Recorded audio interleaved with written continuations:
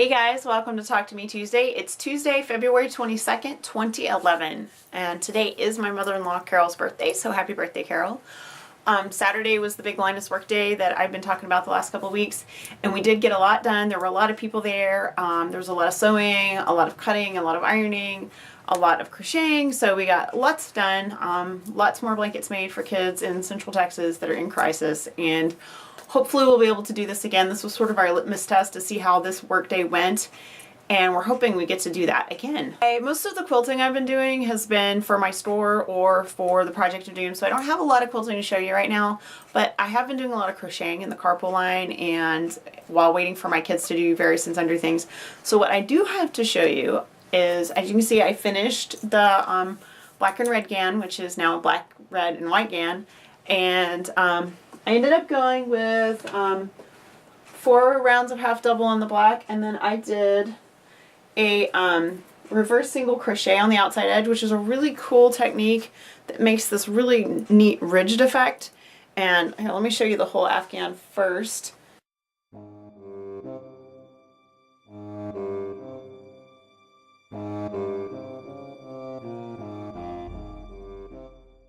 So that's the whole Afghan. These were all swap blocks that I got from a swap from Twilight Crafts last year.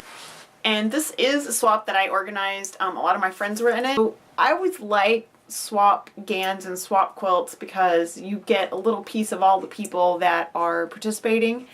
And exchanges are kind of the same way. It's a really neat way to sort of have a group project and everybody gets a little bit of everyone else's work, and it's a lot of fun that way. So I want to show you this.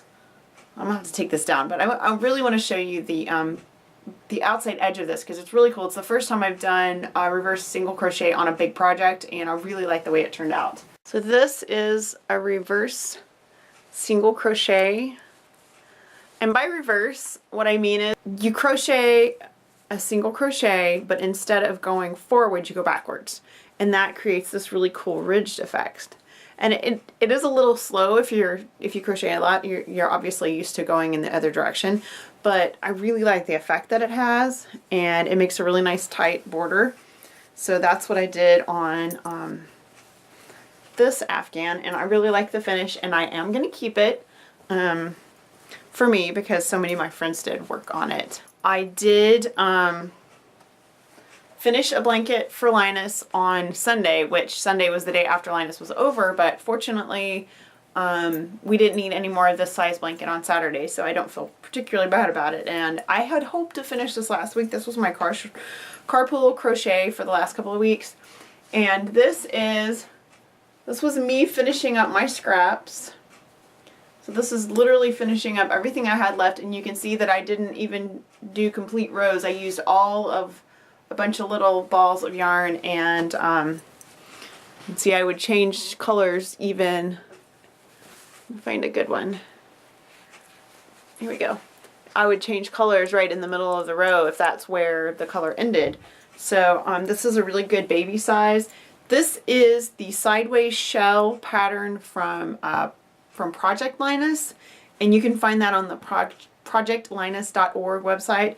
And this is a great it's a great beginner Afghan if you want to make a baby blanket and you're a little intimidated by some of the patterns out there. This one is very, very simple.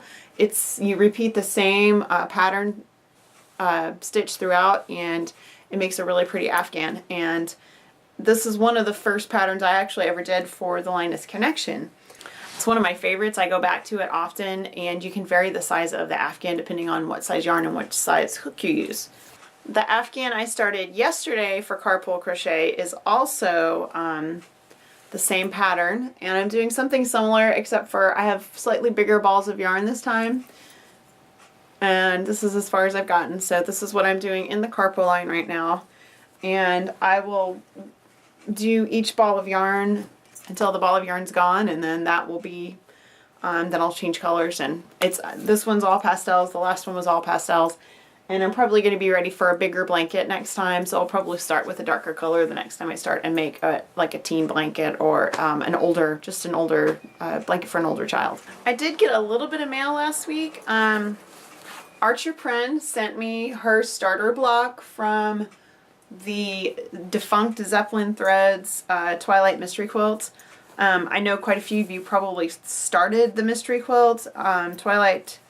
Zeppelin Threads started a Twilight Mystery quilt a couple of years ago, and then they never finished. They never had finishing directions or anything like that. And this was, I'm pretty sure this was the very first block. And Prin made it, and she said, you know, since they never finished, this is all she did, and she sent it to me to use for Linus, so I will. And it's a really cute start to a quilt, and I think we can do just like a simple medallion where maybe I set it on point and then, you know, do like a big square and a square or something like that. So that would be a really cute way to make that block into a whole quilt. So thank you, Prin. I really appreciate that. You know, I always appreciate anything for Linus. I feel like I'm being very unenthusiastic today, but it's just that I'm really busy, and I just left my car in the shop because my service engine light came on, and my car is almost 9 years old, and it only has 60,000 miles because for the first like 5 or 6 years I had it, my kids are in elementary school, and the elementary school is 2 blocks from my house, so I didn't do a lot of driving. So most of my driving on that car has actually been in the last couple of years, but I'm trying to keep it in really good shape because I want to pass it on to my daughter for her first car. And Elena turned 16 on Saturday. She doesn't get the car on Saturday. She probably won't get the car until she's been driving with a license for a couple of months. She still has a couple more lessons with a driving instructor before she gets her driver's license. But I want to keep this car in really good shape for her because I want it to be her first car. So my mind, if I seem like a little like, my mind is in like 10 different places right now because I've got that. I'm working on Tuesday photos, and today's the last Tuesday of the month, which means Tuesday photos prize winning is today. And then tomorrow is Project of Doom, week 7, so I'm trying to get that pattern done. Tuesday is my big crazy day, and I'm a little off kilter just from starting my day in a way that was not really conducive to getting going crafty-wise. You know, starting with a car engine light coming on is not the way to start the day. But anyway, I'm not in a bad mood or anything, I'm just a little distracted. I hope you guys have a fantastic week. Sorry for all the rambling. I can ramble for hours. You guys would not believe how much rambling I edit out, and I might even edit this out, who knows. I hope you guys have a great week. I can't wait to see all your videos and hear what you guys have been up to, and I will talk to you guys next week. Bye.